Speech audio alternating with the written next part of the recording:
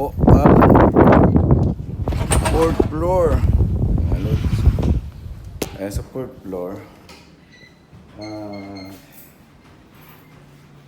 Uy, basa. Ayan yung dadaan siya. No? Basa doon. Ayan, dito tayo. Ayan, may sarili siyang CR.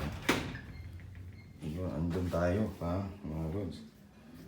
Yung mahangin kasi, kaya yung buhok ni Lapu-Lapu ay nagugulo. Ayun. Ayan po. Ito po yung kabuuan ng lugar sa fourth floor. Bale, entertainment area din siya. Mayroon din siya, video okay. Bus pala yung naalala ko. Yan ang pinakamaganda at pinakamalakas na na stereo. Yung bus. Ganon. Ayan o. Sige po. At pakita ko sa inyo yung pinakita ko sa inyo na tawag nito.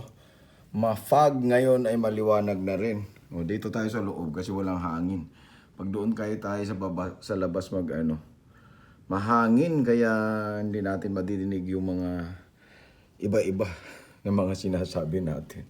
At ang ingay ng hangin. Sige po, dito na lang po. O, dito naman na. Sige. Ito na lang muna. Andyan yung vulkan. Nasa tabunan ng isang bundok na yan. Kaya hindi natin makikita ang taal. Okay?